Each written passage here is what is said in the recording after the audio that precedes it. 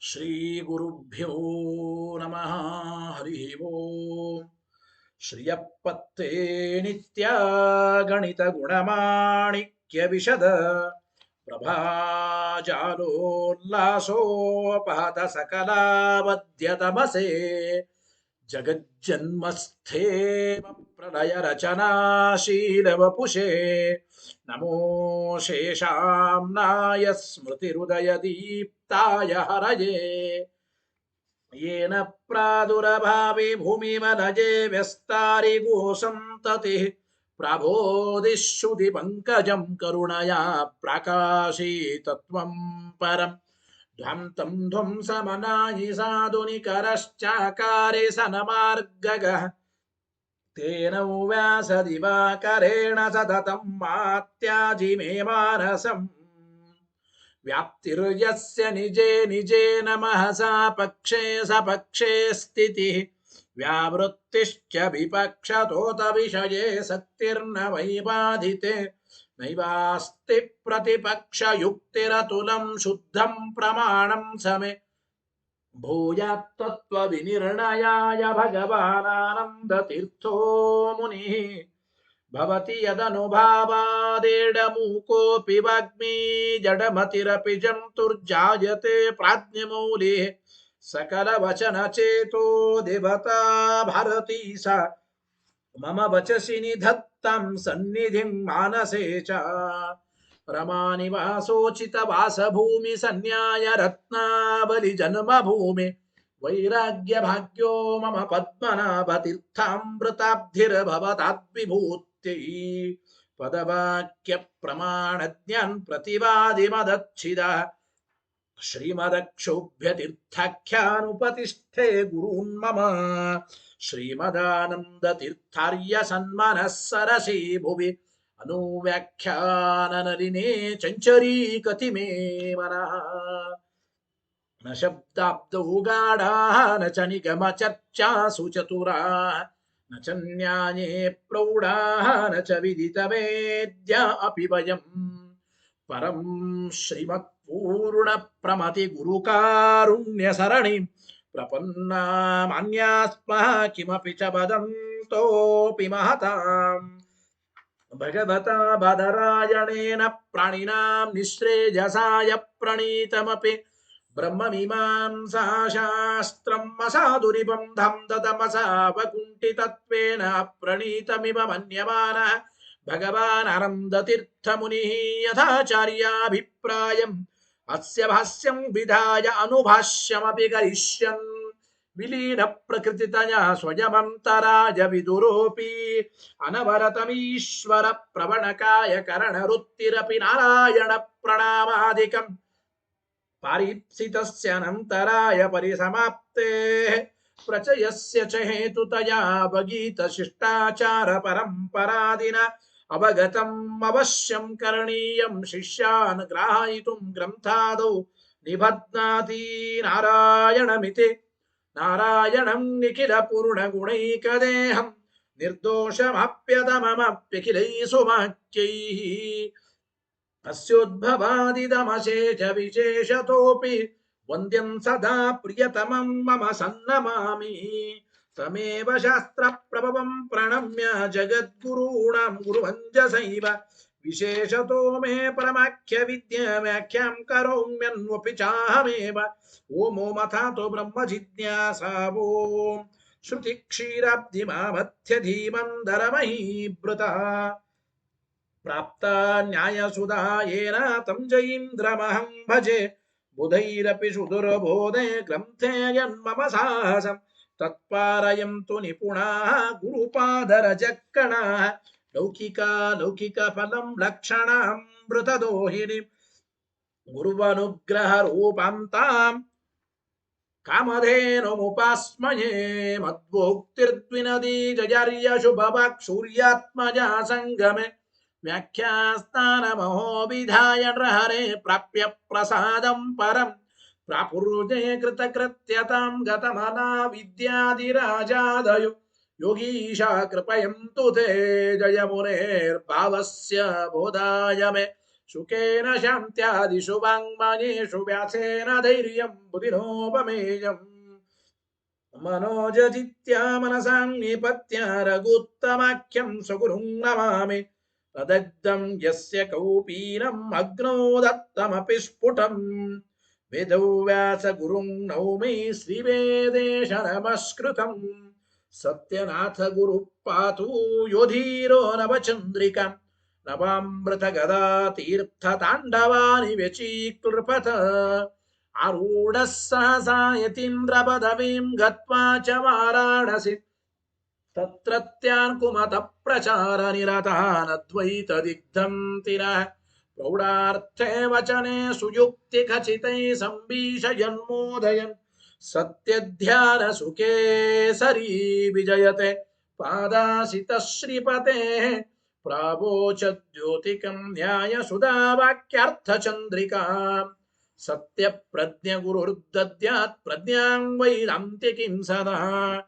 बन्धुस्त्वं गुरुरिष्टदैवतमिति त्वत्पादपङ्केरुहं प्राप्तं मां परिपालयेति सततं याचे निबद्धाञ्जलिः चित्तं मद्गुणदोषचिन्तनविदौ नूनं मनाक्मा कृताः सत्याभिज्ञगुरोस्त्वदङ्घ्रियुगलं हित्वा न मे सद्गतिः सत्याभिज्ञकराब्जोत्थान् पञ्चाशद्वर्षपूजकान् सत्यप्रमोदतीर्थार्यान् नौमिन्याय सुधारतान् वेदेश मुनिसत्पादसेवा सम्प्राप्त वैभवान् यादवार्यान् वरसुधाटिकाकारान् वयं नुमः पृथ्वीमण्डलमध्यस्थाः पूर्णबोधमतानुगाः वैष्णवा विष्णुहृदयाः तान्नमस्ये गुरून् मम आपादमौलिपर्यन्तं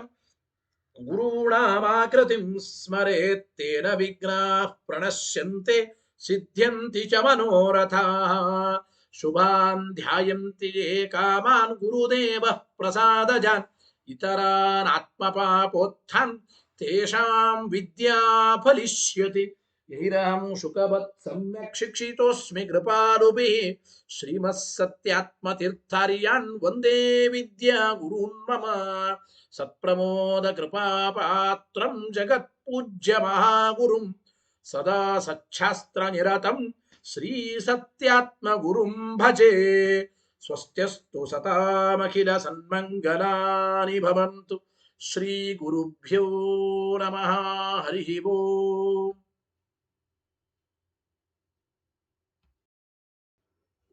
ಮಾಯಾವಾದ ಮತದಲ್ಲಿ ಅಜ್ಞಾನ ಕೂಡೋದಿಲ್ಲ ಎಂಬುದನ್ನು ಸಮರ್ಥನೆ ಮಾಡಿ ಹಾಗಾದರೆ ಏನಾಯಿತು ಅಜ್ಞಾನವೇ ಕೂಡೋದಿಲ್ಲ ಅಂದ್ರೆ ವಿಷಯ ಪ್ರಯೋಜನ ಸಂಬಂಧ ಅಧಿಕಾರಿ ಯಾವುದನ್ನು ಹೇಳಲಿಕ್ಕೆ ಬರೋದಿಲ್ಲ ವಿಷಯ ಪ್ರಯೋಜನ ಸಂಬಂಧ ಅಧಿಕಾರಿಗಳೇ ಇಲ್ಲ ಶಾಸ್ತ್ರಕ್ಕೆ ಅಂದ್ರೆ ಅಂತಹ ಶಾಸ್ತ್ರ ಮಾಯಾವಾದ ಮತ ಇದು ಸಕಲ ಸಜ್ಜನರಿಂದಲೂ ತ್ಯಾಜ್ಯವಾದದ್ದು ಹೇಯವಾದ ಮತ ಎಂಬ ವಿಚಾರವನ್ನ ಆಚಾರ್ಯರು ಇಲ್ಲಿ ಹೇಳ್ತಾ ಇದ್ದಾರೆ ನೋಡಿ ಹಿಂದೆ ಒಂದು ಮಾತು ಬಂತು ನಿರ್ವಿಶೇಷೇ ಸ್ವಯಂ ಭಾತೆ ನಿರ್ಲೇಪಮಜರಾಮರಂ ಎಂಬ ಒಂದು ಮಾತು ಬಂದಿದೆ ಅದನ್ನ ಈಗ ಉಪಸಂಹಾರ ಮಾಡ್ತಾ ಇದ್ದಾರೆ ನೋಡಿ ವಾಕ್ಯ ಹೇಳಿ ನಿರ್ವಿಶೇಷೇ ಇತ್ಯಾದಿನ ಉಕ್ತಂ ಉಪಸಂಹರತಿ ನಿರ್ವಿಶೇಷೇ ಸ್ವಯಂ ಭಾತೆ ಕಥಂ ಇದು ನಿರ್ವಿಶೇಷೇ ಸ್ವಯಂ ಭಾತೆ ಕಿಮಜ್ಞಾನಾವೃತಂ ಭವೇತ್ ಬ್ರಹ್ಮ ಜೀವ ಜಡ ಯಾರು ಅಜ್ಞಾನಕ್ಕೆ ಆಶ್ರಯರಲ್ಲ ಆದ್ದರಿಂದ ಅಲ್ಲಿ ಹೇಳಿದ ಆ ವಿಚಾರವನ್ನೇ ಈಗ ಕೊನೆಗೆ ಉಪಸಂಹಾರ ಮಾಡ್ತಾ ಇದ್ದಾರೆ ನಿರ್ವಿಶೇಷೇ ಸ್ವಯಂ ಭಾತೆ ಕಿಮಜ್ಞಾನಾವೃತಂ ಭವೇತ್ ಆಮೇಲೆ ನಿರ್ವಿಶೇಷೆ ಸ್ವಯಂ ಭಾತೆ ನಿರ್ಲೇಪ ಮಜರಾಮರಂ ಎಲ್ಲ ಹಿಂದೆ ಬಂದಿದೆ ಇತ್ಯಾದಿನ ಉಕ್ತಂ ಉಪಸಂಹರತಿ ಈ ವಿಚಾರವನ್ನು ಇಲ್ಲಿ ಉಪಸಂಹಾರ ಮಾಡ್ತಾ ಇದ್ದಾರೆ ಅತಃ ಇತಿ ಶ್ಲೋಕ ಹೇಳಿ ಅತೋಧಿಕಾರಿ ವಿಷಯ ಫಲಯೋಗಾದಿವರ್ಜಿತಂ ಅನಂತ ದೋಷ ದುಷ್ಟಂಚ ಹೇಯಂ ಮಾಯಾಮತಂ ಶುಭೈ ಏನ್ ಹೇಳ್ತಾ ಇದ್ದಾರೆ? ಅತಃ ಆದ್ದರಿಂದ, ಅಂದ್ರೆ ಪರಮತದಲ್ಲಿ ಅಜ್ಞಾನ ಎಂಬುದು ಸರ್ವಥಾ ಕೂಡೋದಿಲ್ಲ. ಆದ್ದರಿಂದ ಅತಃ ಎಂಬ ಶಬ್ದಕ್ಕೆ ಅಜ್ಞಾನಾಭಾವಾದೇವ ಅಜ್ಞಾನ ಅನುಪಪತ್ತೇರೇವ ಅಂತ ಅರ್ಥ. ಅತಃ ಎಂಬ ಶಬ್ದಕ್ಕೆ ಅಜ್ಞಾನ ಕೂಡೋದಿಲ್ಲ. ಆದ್ದರಿಂದ ಅಧಿಕಾರಿ ವಿಷಯ ಫಲ ಯೋಗಾದಿವರ್ಜಿತಂ. ಅಧಿಕಾರಿ ವಿಷಯ ಫಲ, ಯೋಗ ಅಂದ್ರೆ ಸಂಬಂಧ, ಇವುಗಳಿಂದ ರಹಿತವಾದ ಮಾಯಾಮತಂ. ಈ ಮಾಯಾಮತ ಎಂಬುದು ಅನಂತ ದೋಷ ದುಷ್ಟಂಚ, ಅನಂತ ದೋಷದಿಂದ ಕೂಡಿಕೊಂಡಿದೆ, ಅನಂತ ದೋಷವುಳ್ಳದ್ದಾದ್ದರಿಂದ ಅದು ದುಷ್ಟವಾಗಿದೆ. ಆದ್ದರಿಂದ ಶುಭೈಹಿ ಹೇಯಂ. ಈ ಮಾಯಾವಾದ ಮತ ಶುಭೈಹಿ ಅಂದರೆ ಸಜ್ಜನರಿಂದ ಹೇಯವಾಗಿದೆ, ಸಜ್ಜನರಿಂದ ತ್ಯಾಜ್ಯವಾಗಿದೆ ಎಂಬ ಮಾತನ್ನು ನಾವು ಅರ್ಥ ಮಾಡಿಕೊಳ್ಳಬೇಕು. ಟೀಕಾಕೃತ್ಪಾದರು ಈ ಶ್ಲೋಕಕ್ಕೆ ವಿವರಣೆ ಬರೀತಾರೆ ನೋಡಿ. ಅತಃ ಇತಿ ಆದ್ಮೇಲೆ ಪರಮತೆ ಅವಿದ್ಯಾ ಅನುಪಪತ್ತೇ ಇತ್ಯರ್ಥ. ಅತೋಧಿಕಾರಿ ವಿಷಯ ಫಲಯೋಗಾದಿವರ್ಜಿತಂ. ಈ ಶ್ಲೋಕದಲ್ಲಿ ಇರತಕ್ಕಂಥ ಅತಃ ಎಂಬ ಶಬ್ದಕ್ಕೆ ಏನಪ್ಪ ಅತಃ ಎಂಬ ಶಬ್ದಕ್ಕೆ ಅರ್ಥ ಅಂದ್ರೆ ಪರಮತದಲ್ಲಿ, ಮಾಯಾವಾದ ಮತದಲ್ಲಿ ಸರ್ವಥಾ ಅಜ್ಞಾನ ಎಂಬುದು ಕೂಡೋದಿಲ್ಲ, ಆದ್ದರಿಂದ ಅಂತ ಅರ್ಥ ಅತಃ ಎಂಬ ಶಬ್ದಕ್ಕೆ. ಫಲಯೋಗಾದಿವರ್ಜಿತಂ. ಅಧಿಕಾರಿ ವಿಷಯ ಫಲ ಯೋಗ ಇವುಗಳಿಂದ ವರ್ಜಿತವಾದದ್ದು. ಯೋಗ ಅಂದ್ರೆ ಸಾಮಾನ್ಯವಾಗಿ ಯೋಗ ಅಂದ್ರೆ ಸಂಬಂಧ. ಯಾವ ಸಂಬಂಧವನ್ನ ಇಲ್ಲಿ ಸ್ವೀಕಾರ ಮಾಡಬೇಕಪ್ಪ ಅಂತಂದ್ರೆ ಟೀಕರೆ ಬರೀತಾ ಯೋಗ ವಿಷಯ ಪ್ರಯೋಜನಯೋ ಪರಸ್ಪರಂ ಶಾಸ್ತ್ರೇಣ ಚ ಸಂಬಂಧ. ಟೀಕಾಕೃತ್ಪಾದರ ಅರ್ಥ ಬರೀತಾ ಇದ್ದಾರೆ. ವಿಷಯ ಮತ್ತು ಪ್ರಯೋಜನಗಳಿಗೂ ಮತ್ತು ವಿಷಯ ಪ್ರಯೋಜನಗಳಿಗೂ ಮತ್ತು ಶಾಸ್ತ್ರಕ್ಕೂ ಇವುಗಳ ಮಧ್ಯದಲ್ಲಿ ಸಂಬಂಧ ಎಂಬುದು ಇಲ್ಲ. ಅಂದ್ರೆ ಅಜ್ಞಾನ ಕೂಡೋದಿಲ್ಲ ಅಂದ್ರೆ ವಿಷಯವನ್ನು ಹೇಳಲಿಕ್ಕೆ ಬರೋದಿಲ್ಲ, ವಿಷಯ ಇಲ್ಲ ಅಂದ್ರೆ ಅಧಿಕಾರಿ ಇಲ್ಲ, ಮತ್ತು ವಿಷಯವೇ ಇಲ್ಲ ಅಂದ್ರೆ ಫಲನೂ ಹೇಳಲಿಕ್ಕೆ ಬರೋದಿಲ್ಲ. ಅಧಿಕಾರಿ ವಿಷಯ ಪ್ರಯೋಜನ ಇವು ಮೂರುಗಳು ಇಲ್ಲ ಅಂದ್ರೆ ಈ ಮೂರುಗಳ ಮಧ್ಯದಲ್ಲೇ ಸಂಬಂಧ ಹೇಳಬೇಕು. ಈ ಮೂರುಗಳು ಇಲ್ಲ ಅಂದ್ರೆ ಸಂಬಂಧವನ್ನು ಹೇಳಲಿಕ್ಕೆ ಬರೋದಿಲ್ಲ. ಈ ರೀತಿ ಯೋಗ ಎಂಬ ಶಬ್ದಕ್ಕೆ ವಿಷಯ ಪ್ರಯೋಜನಗಳ ಮಧ್ಯದಲ್ಲಿ ಸಂಬಂಧ ಮತ್ತು ವಿಷಯ ಪ್ರಯೋಜನಗಳು ಶಾಸ್ತ್ರಗಳ ಮಧ್ಯದಲ್ಲಿ ಇರುವ ಸಂಬಂಧ ಇದು ಇಲ್ಲ, ಕೂಡೋದಿಲ್ಲ ಅಂತ ಅಭಿಪ್ರಾಯ. ನೋಡಿ ಇಷ್ಟೇನೆ. ವಿಷಯ ಮತ್ತು ಶಾಸ್ತ್ರಕ್ಕೆ ಏನು ಸಂಬಂಧ? ಪ್ರತಿಪಾದ್ಯ ಪ್ರತಿಪಾದಕ ಭಾವ ಸಂಬಂಧ. ಪ್ರತಿಪಾದ್ಯವಾದದ್ದು ವಿಷಯ, ಆ ವಿಷಯವನ್ನು ಪ್ರತಿಪಾದನೆ ಮಾಡೋ ಶಾಸ್ತ್ರ ಪ್ರತಿಪಾದಕ. ಈ ರೀತಿ. ಮತ್ತು ಫಲಕ್ಕೂ ಶಾಸ್ತ್ರಕ್ಕೂ ಇರೋ ಸಂಬಂಧ ಏನಪ್ಪಾ ಅಂತಂದ್ರೆ ಪ್ರಾಪ್ಯ ಪ್ರಾಪಕ ಭಾವ ಅಂತ ಹೇಳಿ. ಪ್ರಾಪಕವಾದದ್ದು ಶಾಸ್ತ್ರ, ಫಲ ಪ್ರಾಪಕವಾದದ್ದು, ಫಲವನ್ನು ತಂದು ಕೊಡ್ತಕ್ಕಂಥದ್ದು. ಪ್ರಾಪ್ಯವಾದದ್ದು ನಮಗೆ ಪ್ರಾಪ್ತವಾಗೋದು ಮುಂದೆ, ಅದು ಫಲ. ಪ್ರಾಪ್ಯ ಪ್ರಾಪಕ ಭಾವ ಸಂಬಂಧ. ಈ ರೀತಿ ಪ್ರಯೋಜನಕ್ಕೂ ಶಾಸ್ತ್ರಕ್ಕೂ ಅಂತ ನಾನು ಹೇಳಿದೆ. ಮತ್ತು ವಿಷಯ ಮತ್ತು ಪ್ರಯೋಜನಗಳ ಮಧ್ಯದಲ್ಲಿಯೂ ಕೂಡ ಆ ವಿಷಯವನ್ನು ತಿಳಿದುಕೊಂಡ್ರೆ ಆ ಪ್ರಯೋಜನ ಪ್ರಾಪ್ತವಾಗುತ್ತದೆ. ಅಧಿಕಾರಿಗೂ ಫಲಕ್ಕೂ ಅಲ್ಲಿಯೂ ಕೂಡ ವಿಶೇಷವಾಗಿ ಅಂದ್ರೆ ಅಧಿಕಾರಿಗೂ ವಿಷಯಕ್ಕೂ ಜ್ಞಾತೃ ಜ್ಞೇಯ ಭಾವವಾದ ಸಂಬಂಧ. ಅಧಿಕಾರಿ ಜ್ಞಾತೃ ತಿಳಿಯೋನು, ಜ್ಞೇಯವಾದದ್ದು ವಿಷಯ. ಫಲಕ್ಕೂ ಅಧಿಕಾರಿಗೂ ಮತ್ತೆ ಫಲಕ್ಕೂ ಅಧಿಕಾರಿಗೂ ಅಲ್ಲಿ ಅಂದ್ರೆ ಪ್ರಾಪ್ಯ ಪ್ರಾಪಕ ಭಾವ. ಈ ರೀತಿಯಾಗಿ ನಾವು ಚಿಂತನೆ ಮಾಡಬಹುದು ಅಂತ ತಿಳಿಯಬೇಕು. ಗೊತ್ತಾಯ್ತು ಅಲ್ಲ? ಅಂತೂ ವಿಷಯ ಪ್ರಯೋಜನ ಸಂಬಂಧ ಅಧಿಕಾರಿ ವಿಷಯ ಪ್ರಯೋಜನ ಅಧಿಕಾರಿಗಳು ಈ ಮೂರರ ಮಧ್ಯದಲ್ಲಿ ಶಾಸ್ತ್ರ ಒಂದು ಇಟ್ಕೊಂಡ್ರೆ ಅದೊಂದು ಇಟ್ಕೊಂಡ್ರೆ ಇವುಗಳ ಮಧ್ಯದಲ್ಲಿ ಸಂಬಂಧ ಎಂಬುದು ಹೇಳಲಿಕ್ಕೆ ಬರೋದಿಲ್ಲ. ವಿಷಯ ಪ್ರಯೋಜನಗಳೇ ಅಧಿಕಾರಿಗಳೇ ಇಲ್ಲ ಅಂದ್ರೆ ಇವುಗಳ ಮಧ್ಯದಲ್ಲಿ ಸಂಬಂಧವೂ ಇಲ್ಲ ಅಂತ ಇಷ್ಟ ಅಭಿಪ್ರಾಯ. ಅತೋಧಿಕಾರಿ ವಿಷಯ ಫಲಯೋಗಾದಿವರ್ಜಿತಂ.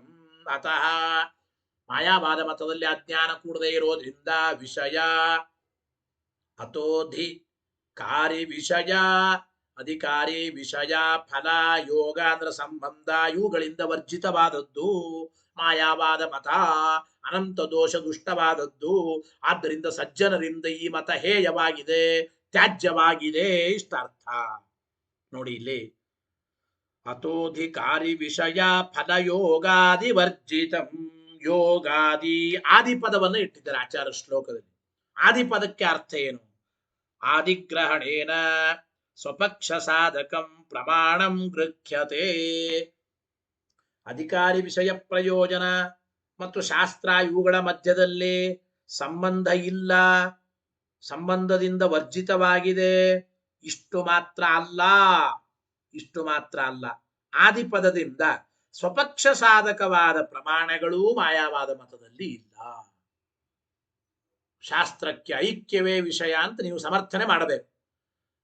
ನಿಮ್ಮ ಸಿದ್ಧಾಂತದಲ್ಲಿ ಸಮರ್ಥನೆ ಮಾಡುವ ವಿಷಯಕ್ಕೆ ಪ್ರಮಾಣವೂ ಇಲ್ಲ, ಆ ಸ್ವಪಕ್ಷ ಸಾಧಕವಾದ ಪ್ರಮಾಣಗಳೂ ಇಲ್ಲ ಎಂಬುದನ್ನು ಫಲ ಯೋಗಾದಿ ವರ್ಜಿತಂ, ಇವುಗಳ ಮಧ್ಯದಲ್ಲಿ ಸಂಬಂಧ ಇಲ್ಲ ಮತ್ತು ನೀವು ಹೇಳುವ ವಿಷಯಕ್ಕೆ ಸ್ವಪಕ್ಷ ಸಾಧಕವಾದ ಪ್ರಮಾಣಗಳೂ ಇಲ್ಲ ಅಂತ ಅಭಿಪ್ರಾಯ.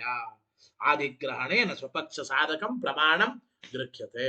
ಆಮೇಲೆ ಅನಂತ ದೋಷ ದುಷ್ಟಂಚ, ಈ ಮಾಯಾವಾದ ಮತ ಅನಂತ ದೋಷ ದುಷ್ಟವಾಗಿದೆ, ಅನಂತ ದೋಷ ದುಷ್ಟವಾಗಿದೆ ಎಂಬುದನ್ನ ತಿಳಿಸಿಕೊಡ್ತಾ ಇದ್ದಾರೆ. ಅನಂತ ದೋಷ ದುಷ್ಟ ಅಂದ್ರೆ ಅನಂತ ದೋಷಾಹ ಉಕ್ತಾಹ ವಕ್ಷ್ಯಮಾಣಾಶ್ಚ, ಹಿಂದೆ ಹೇಳಿದ ದೋಷಗಳು, ಮುಂದೆ ಹೇಳುವ ದೋಷಗಳು ಮಾಯಾವಾದ ಮತಕ್ಕಿದೆ. ಅಂತೂ ಮಾಯಾವಾದ ಮತ ಅನಂತ ದೋಷದಿಂದ ದುಷ್ಟವಾದದ್ದಾಗಿದೆ ಎಂಬುದನ್ನು ಅರ್ಥ ಮಾಡಿಕೊಳ್ಳಬೇಕು. ಸತಿ ಖಲು, ಯಾತಕ್ಕೆ? ಅಜ್ಞಾನ ಕೂಡದೇ ಇದ್ದಿದ್ದರಿಂದ ವಿಷಯ ಪ್ರಯೋಜನಾದಿಗಳು ಸಂಬಂಧಗಳೂ ಇಲ್ಲ, ಸ್ವಪಕ್ಷ ಸಾಧಕ ಪ್ರಮಾಣವೂ ಇಲ್ಲ ನಿಮಗೆ. ಯಾತಕ್ಕೆ ಅಂದ್ರೆ ಒಂದೊಂದಾಗಿ ತಿಳಿಸ್ತಾ ಹೋಗ್ತಾ ನೋಡಿ. ಸತಿ ಖಲು ಅಜ್ಞಾನೇ ಅಂದ್ರೆ ಅಜ್ಞಾನೇ ಸತಿ, ಅಜ್ಞಾನ ಇದ್ದರೇನೆ ಅಜ್ಞ ವಿಪ್ರತಿಪನ್ನ. ಅಜ್ಞಾನ ಇದ್ರೆ ಅಜ್ಞಾನಿಯಾದ ವ್ಯಕ್ತಿ ಅಧಿಕಾರಿ ಆಗ್ತಾನೆ ಶಾಸ್ತ್ರಕ್ಕೆ. ಮತ್ತು ಅಜ್ಞಾನ ಇದ್ರೆ ವಿಪ್ರತಿಪನ್ನವಾದ ಸಂದಿಗ್ಧವಾದದ್ದು ಶಾಸ್ತ್ರಕ್ಕೆ ವಿಷಯ ಅಂತ ಆಗುತ್ತೆ. ಅಜ್ಞಾತವಾದದ್ದೇ ವಿಷಯವಾಗಬೇಕು, ಅಜ್ಞನಾದ ವ್ಯಕ್ತಿಯೇ ಅಧಿಕಾರಿ ಆಗಬೇಕು. ಹಾಗಾದ್ರೆ ಅಜ್ಞನಾದ ವ್ಯಕ್ತಿ ಅಧಿಕಾರಿ ಆಗಬೇಕಾದ್ರೆ, ಅಜ್ಞಾತವಾದದ್ದು ಶಾಸ್ತ್ರಕ್ಕೆ ವಿಷಯ ಅಂತ ಆಗಬೇಕಾದ್ರೆ ಅಜ್ಞಾನ ಅಂಬೋದು ಬೇಕಲ್ಲ. ನಿಮ್ಮ ಮತದಲ್ಲಿ ಯಾವ ರೀತಿಯಿಂದಲೂ ಅಜ್ಞಾನ ಕೂಡೋದಿಲ್ಲ ಅಂತ ಹಿಂದೆ ನಾವು ಸಮರ್ಥನೆ ಮಾಡಿದ್ದೇವೆ. ಅಜ್ಞಾನಕ್ಕೆ ಆಶ್ರಯವಾದದ್ದೇ ಇಲ್ಲ. ಆದ್ದರಿಂದ ಅಜ್ಞಾನವೇ ಇಲ್ಲ ಅಂದ್ರೆ ಅಜ್ಞಾನದ ಅಧಿಕಾರಿ, ಅಜ್ಞಾತವಾದ ವಿಷಯ ಹೇಳಲಿಕ್ಕೆ ಬರೋದಿಲ್ಲ. ಆದ್ದರಿಂದ ಸತಿಖಲು ಅಜ್ಞಾನ ಕೂಡ್ತಾ ಇದ್ರೆ ಅಜ್ಞಾನದ ಅಧಿಕಾರಿ, ವಿಪ್ರತಿಪನ್ನವಾದ ಸಂದಿಗ್ಧವಾದ ವಿಷಯ, ಆ ಶಾಸ್ತ್ರಕ್ಕೆ ವಿಷಯ ಅಂತ ಹೇಳ್ಬೋದು. ಅದಕ್ಕೆ ಬರೀತಾರೆ ಅಜ್ಞಾತಶ್ಚ ವಿಷಯೋ ಭವೇತ್. ನೋಡಿ, ಶಾಸ್ತ್ರಕ್ಕೆ ಅಜ್ಞಾತವಾದದ್ದೇ ವಿಷಯ ಅಂತ ಆಗಬೇಕ್ರಿ. ಫಲ ಯಾವುದಪ್ಪ? ನಿಮ್ ಪ್ರಕಾರನೇ ಫಲ ಅಜ್ಞಾನ ನಿವೃತ್ತಿನೇ ಪ್ರಯೋಜನ. ಅಜ್ಞಾನ ಅಂಬೋದಿದ್ರೆ ಅಜ್ಞಾನ ನಿವೃತ್ತಿ ಎಂಬ ಪ್ರಯೋಜನ ಹೇಳಬೇಕು. ನೋಡಿ, ಮೂರಕ್ಕೂ ಸಂಬಂಧ ಇದೆ. ಅಜ್ಞಾನ ಇದ್ರೆ ಅಜ್ಞಾತವಾದದ್ದೇ ವಿಷಯ ಅಂತೂ ವಿಷಯದ ಸಿದ್ಧಿ. ಅಜ್ಞಾನ ಇದ್ರೆ ಅಜ್ಞಾನಾದ ವ್ಯಕ್ತಿನೇ ಶಾಸ್ತ್ರಕ್ಕೆ ಅಧಿಕಾರಿ ಅಂತ ಆಗುತ್ತೆ. ಅಜ್ಞಾನ ಇದ್ರೆ ಅಜ್ಞಾನ ನಿವೃತ್ತಿ ಎಂಬ ಪ್ರಯೋಜನ ಫಲವನ್ನು ಹೇಳಬೇಕು. ಅಜ್ಞಾನವೇ ಇಲ್ಲ ಅಂದ್ರೆ ವಿಷಯ, ಪ್ರಯೋಜನ, ಅಧಿಕಾರಿ ಯಾವುದು ಇಲ್ಲ ಅಂತ ಹೇಳ್ದಂಗ ಆಯಿತು. ಆಮೇಲೆ ನಚ ವಿಷಯಾದ್ಯ ಸಂಭವೇ ಸಂಬಂಧ ಸಂಭವಿ, ವಿಷಯಾದ್ಯ ಸಂಭವೇ ಸಂಬಂಧ ನಚ ಸಂಭವಿ. ವಿಷಯ ಪ್ರಯೋಜನ ಅಧಿಕಾರಿಗಳು, ವಿಷಯ ಪ್ರಯೋಜನ ಅಧಿಕಾರಿ, ಈ ಮೂರು ಇಲ್ಲ ಅಂದ್ರೆ ಸಂಬಂಧವನ್ನು ಹೇಳಲಿಕ್ಕೆ ಬರೋದಿಲ್ಲ. ಈ ಮೂರರ ಮಧ್ಯದಲ್ಲೇ ಸಂಬಂಧ ಹೇಳಬೇಕು. ವಿಷಯ ಪ್ರಯೋಜನ ಅಧಿಕಾರಿಗಳ ಮಧ್ಯದಲ್ಲಿ, ಈ ಮೂರರ ಮಧ್ಯದಲ್ಲೇನೆ ಆ ಮೂರುಗಳಿಗೆ ಸಂಬಂಧ ಜ್ಞಾತೃಜ್ಞೇಯ ಭಾವ ಸಂಬಂಧ, ಪ್ರಾಪ್ಯ ಪ್ರಾಪಕ ಭಾವ ಸಂಬಂಧ, ಹಿಂಗೆಲ್ಲ ಹೇಳಬೇಕು ಸಂಬಂಧಗಳು. ಅಜ್ಞಾನ ಇಲ್ಲ ಅಂದ್ರೆ ವಿಷಯಾದಿಗಳೇ ಇಲ್ಲ, ವಿಷಯಾದಿಗಳೇ ಇಲ್ಲ ಅಂದ್ರೆ ಈ ಮೂರರ ಮಧ್ಯದಲ್ಲಿ ಸಂಬಂಧವೇ ಹೇಳಲಿಕ್ಕೆ ಬರೋದಿಲ್ಲ ಎಂಬ ಅಭಿಪ್ರಾಯವನ್ನು ಹೇಳ್ತಾ ಇದ್ದಾರೆ. ಆದ್ರಿಂದ ಏನಾಯ್ತು? ಅಧಿಕಾರಿಯಾದಿ ವರ್ಜಿತತ್ವಾತ್. ಹಾಗಾದ್ರೆ ಅಧಿಕಾರಿ, ವಿಷಯ, ಪ್ರಯೋಜನ, ಸಂಬಂಧ ಯಾವುದೂ ಇಲ್ಲ ನಿಮ್ಮ ಶಾಸ್ತ್ರಕ್ಕೆ ಅಂದ ಮೇಲೆ ಅಧಿಕಾರಿಯಾದಿ ವರ್ಜಿತವಾದ ನಿಮ್ಮ ಶಾಸ್ತ್ರ ಅನಾದರಣೀಯಂ, ಅದು ಆದರಣೀಯ ಅಲ್ಲ, ಸ್ವೀಕಾರ್ಯ ಅಲ್ಲ, ಅನಾದರಣೀಯವಾದದ್ದು. ಮತ್ತು ದುಷ್ಟತ್ವಾಥೇಯಂಚ, ಅನೇಕ ದೋಷಗಳಿಂದ ದುಷ್ಟವಾದ್ದರಿಂದ ನಿಮ್ಮ ಮತ ಹೇಯವಾಗಿದೆ, ಎಂಬ ಮಾತನ್ನು ತಿಳಿಸ್ತಾ ಇದ್ದಾರೆ. ಹೇಯಂಚ ಅದನ್ನ ಅನಂತ ದೋಷ ದುಷ್ಟಂಚ ಹೇಯಂ ಮಾಯಾ ಮತಂ ಶುಭೈ ಎಂಬ ಮಾತನ್ನ ತಿಳಿಸಿಕೊಟ್ಟಂತಾಯಿತು. ಇಲ್ಲಿ ನೋಡಿ, ಅಜ್ಞಾನ ಕೂಡದೇ ಇರೋದರಿಂದ ಅದ್ವೈತ ಸಿದ್ಧಾಂತ ತಪ್ಪು ಅಂತ ಹೇಳಬೇಕಾಗಿತ್ತು. ಅಂದ್ರೆ ಆರಂಭದಲ್ಲಿ ಅಜ್ಞಾನ ಅಂತ ಉಪಕ್ರಮ ಮಾಡಿದ್ದಾರೆ. ಅಜ್ಞಾನ ಸಂಭವಾದೇವ ಸರ್ವಂ ವ್ಯರ್ಥೀ ಭವಿಷ್ಯತಿ. ಅಜ್ಞಾನ ಕೂಡದೇ ಇದ್ದಿದ್ದರಿಂದ ಸರ್ವಶಾಸ್ತ್ರಗಳು ವ್ಯರ್ಥ ಅಂತ ಹೇಳಿದ್ದಾರೆ ಆಚಾರ್ಯರು. ಅಜ್ಞಾನ ಸಂಭವಾದೇವ ಸರ್ವಂ ವ್ಯರ್ಥೀ ಭವಿಷ್ಯತಿ ಎಂಬ ಮಾತನ್ನ ಹೇಳಿದ್ದಾರೆ. ಅಜ್ಞಾನ ಅಂತ ಉಪಕ್ರಮದಲ್ಲಿ ಹೇಳಿ ಈಗ ಉಪಸಂಹಾರ ಮಾಡುವಾಗ ಮುಗಿಸುವಾಗ ಅಜ್ಞಾನ ಶಬ್ದ ಮಾತಾಡಿಲ್ರಿ, ಮಾಯಾ ಶಬ್ದ ಹೇಳಿದ್ದಾರೆ ಆಚಾರ್ಯರು. ಹೇಯಂ ಮಾಯಾ ಮತಂ ಶುಭೈ. ಉಪಕ್ರಮದಲ್ಲಿ ಅಜ್ಞಾನ ಎಂಬ ಶಬ್ದ, ಉಪಸಂಹಾರದಲ್ಲಿ ಮಾಯಾ ಎಂಬ ಶಬ್ದ. ಯಾತಕ್ಕೆ ಹೀಗೆ ವ್ಯತ್ಯಾಸ ಮಾಡಿದರು? ಆರಂಭದಲ್ಲಿ ಅಜ್ಞಾನ ಎಂಬ ಶಬ್ದ ಹೇಳಿದ ಮೇಲೆ ಉಪಕ್ರಮದಲ್ಲಿಯೂ ಕೂಡ ನೀವು ಹೇಳುವ ಅಜ್ಞಾನವಾದ ಸರ್ವವು ಅಜ್ಞಾನ ಕಲ್ಪಿತ ಎಂಬ ಮಾಯಾ ಮತ ಅನ್ನಬೇಕಾಗಿತ್ತು. ಹಂಗಂದಿಲ್ಲ. ಅಜ್ಞಾನ ಕೂಡದೇ ಇರೋದ್ರಿಂದ ಮಾಯಾಮತ ಅಂಬೋದು ಹೇಯ ಅಂತ ಇಲ್ಲಿ ಅಂದಿದ್ದಾರೆ. ಅದಕ್ಕೆ ಟೀಕಾರ ಉತ್ತರ ಕೊಡ್ತಾರೆ. ಅಜ್ಞಾನಮಿತ್ಯುಪಕ್ರಮ್ಯ ಮಾಯಾ ಇತಿ ಉಪಸಂಹಾರ ಅಜ್ಞಾನಸ್ಯೈವ ಅವಸ್ಥಾಭೇದೇನ ಸಂಜ್ಞಾದ್ವಯಂ ನ ತು ವಸ್ತು ಭೇದಃ ಇತಿ ಪರಮತ ಆವಿಷ್ಕರಣಾರ್ಥ. ಟೀಕಾಕೃತ್ಪಾದರು ಬರೀತಾ ಇದ್ದಾರೆ. ಉಪಕ್ರಮದಲ್ಲಿ ಅಜ್ಞಾನ ಎಂಬ ಶಬ್ದ ಮಾತಾಡಿ ಉಪಸಂಹಾರದಲ್ಲಿ ಮಾಯಾ ಎಂಬ ಶಬ್ದವನ್ನು ಯಾತಕ್ಕೆ ಹೇಳ್ತಾ ಇದ್ದಾರೆ ಆಚಾರ್ಯರು ಅಂತಂದು ನೋಡಿ. ಅಜ್ಞಾನ ಮಾಯ ಇವೆರಡೂ ಒಂದಕ್ಕೆ ಹೆಸರು, ಎರಡು ಹೆಸರುಗಳಷ್ಟೇ. ಮಾಯಾ ಅಜ್ಞಾನ ಎಂಬುದು ಮಾಯಾವಾದ ಸಿದ್ಧಾಂತದ ಅಭಿಪ್ರಾಯವೇ ಅದು. ಪರವ್ಯಾಮೋಹನಕರಿ ಮಾಯಾ, ಸೌವ್ಯಾಮೋಹನಕರಿ ಅವಿದ್ಯಾ ಅಂತವ್ರು. ಅಂದ್ರೆ ನೋಡಿ, ಮಾಯಾ ಅಂತಂದ್ರೆ ಅಜ್ಞಾನ ಅಂದ್ರೆ ಅದು ಭಿನ್ನ ಭಿನ್ನ ಪದಾರ್ಥಗಳಲ್ಲ, ಒಂದಕ್ಕೆ ಎರಡು ಹೆಸರು. ಮಾಯಾ ಅವಿದ್ಯಾ, ಅವಿದ್ಯಾ ಮಾಯಾ, ಎರಡು ಸ್ತ್ರೀಲಿಂಗನೇ. ಅವಿದ್ಯಾ ಮಾಯಾ ಒಂದಕ್ಕೆ ಇರುವ ಎರಡು ಹೆಸರುಗಳಷ್ಟೇ. ಪರವ್ಯಾಮೋಹನವನ್ನ ಮಾಡತಕ್ಕಂಥದ್ದು ಅವಿದ್ಯಾ ಅಂತ ಕರೀತಾರೆ. ಅದನ್ನು ಪರವ್ಯಾಮೋಹನ ಅಂದ್ರೆ ವಿಕ್ಷೇಪಕಾರಿ ಅಂತ ಹೇಳ್ತಾ ಇದ್ದಾರೆ. ಗೊತ್ತಾಯ್ತೋ ಇಲ್ಲ? ಅದು ಮಾಯಾ ಮಾಯಾ ಅಂತ ಕರೀತಾರೆ. ಸಾರಿ, ಪರವ್ಯಾಮೋಹನ ಕರಿ ಮಾಯಾ. ಪರವು ಅಂದ್ರೆ ಪರವಸ್ತುವನ್ನ ಮುಚ್ಚಾಕ್ತಕ್ಕಂಥದ್ದು, ಪರವಸ್ತುವಿನ ಬಗ್ಗೆ ಅಜ್ಞಾನವನ್ನು ತಂದು ಕೊಡ್ತಕ್ಕಂಥದ್ದಕ್ಕೆ ಮಾಯಾ ಅಂತ ಹೆಸರು. ತನ್ನ ಬಗ್ಗೆನೇ ಅಜ್ಞಾನವನ್ನು ತಂದು ಕೊಡ್ತಕ್ಕಂಥದ್ದಕ್ಕೆ ಅವಿದ್ಯಾ, ಆಶ್ರಯದ ಆಚ್ಛಾದನಕಾರಿ. ಅವಿದ್ಯೆಗೆ ಆಶ್ರಯವಾದದ್ದರ ಬಗ್ಗೆಯೂ ತಿಳಿಸೋದಿಲ್ಲ, ಅದನ್ನೇ ಅವಿದ್ಯೆ. ಸ್ವವ್ಯಾಮೋಹನಕರಿಯಾದದ್ದು ಅವಿದ್ಯಾ, ಪರವ್ಯಾಮೋಹನಕರಿಯಾದದ್ದು ಮಾಯಾ. ಎರಡೂ ಒಂದೇನೆ, ಹೆಸರುಗಳು ಬೇರೆ ಬೇರೆ, ವಸ್ತು ಒಂದೇನೆ ಎಂಬ ಮಾತನ್ನು ತಿಳಿಸಿಕೊಡ್ತಾ ಇದ್ದಾರೆ. ಇತಿ ಪರಮತ ಆವಿಷ್ಕರಣಾರ್ಥ ಉಪಪಾದಿತಂಚ ಏತತ್ಪರೇಣೈವ. ಇದನ್ನ ಪರಕೀಯರೇನೆ ಸಮರ್ಥನೆ ಮಾಡಿದ್ದಾರೆ, ಅವರೇ ಹೇಳಿದ್ದಾರೆ. ಗೊತ್ತಾಯಿತೋ ಇಲ್ಲೋ? ಉಪಕ್ರಮ ಉಪಸಂಹಾರಗಳಲ್ಲಿ ಬೇರೆ ಬೇರೆ ಪದಗಳನ್ನ ಪ್ರಯೋಗಿಸಿದ್ದಾರೆ. ಇದನ್ನ ತಿಳಿಸೋ ಸಲುವಾಗಿ ಆಚಾರ್ಯ ಹಂಗೆ ಬೇರೆ ಬೇರೆ ಪದಗಳನ್ನು ಪ್ರಯೋಗ ಮಾಡಿಸಿದರು. ಇದನ್ನ ಆ ಪರಕೀಯರು ಅಂದ್ರೆ ಅವಿದ್ಯಾ ಮತ್ತು ಮಾಯಾ ಅಂದ್ರೆ ಎರಡೂ ಒಂದೇನೆ ಎಂಬ ವಿಚಾರವನ್ನ ಆ ಪರಕೀಯರು ಸಮರ್ಥನೆ ಮಾಡಿದ್ದಾರೆ, ಬೇರೆ ಕಡೆ ಹೇಳಿದ್ದಾರೆ. ಇಷ್ಟ ಆಯಿತು.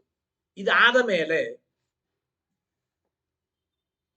ಅವರಂತ ಇದ್ದಾರೆ ಪೂರ್ವ ಪಕ್ಷಿಗಳು ನೋಡಿ, ಶಾಸ್ತ್ರಕ್ಕೆ ಐಕ್ಯ ವಿಷಯ ಅಂತ ಹೇಳಿದ್ರೇನೆ ಬಂಧ ಮಿಥ್ಯಾತ್ವ ಎಂಬುದು ಉಪಪನ್ನವಾಗುತ್ತದೆ ಎಂಬ ಮಾತನ್ನ ಅವರು ಸಮರ್ಥನೆ ಮಾಡ್ತಾರೆ. ಸರ್ವಥಾ ಐಕ್ಯ ಎಂಬುದು ವೇದಾದಿ ಸಚ್ಛಾಸ್ತ್ರಗಳಿಂದ ಪ್ರತಿಪಾದ್ಯವಾದದ್ದಲ್ಲ. ಶಾಸ್ತ್ರಕ್ಕೆ, ವೇದಾದಿ ಶಾಸ್ತ್ರಗಳಿಗೆ ಐಕ್ಯ ವಿಷಯವಲ್ಲ ಎಂಬುದನ್ನ ಈ ಮುಂದಿನ ಪ್ಯಾರಾದಲ್ಲಿ ಹೇಳ್ತಾ ಇದ್ದಾರೆ. ಮುಂದಿನ ಪ್ಯಾರಾ ನೋಡಿ ಏನು? ಜೀವ ಬ್ರಹ್ಮಣೋ ಏಕತ್ವಂ ಶಾರೀರಕ ಮೀಮಾಂಸಾ ವಿಷಯೋ ನ ಭವತಿ.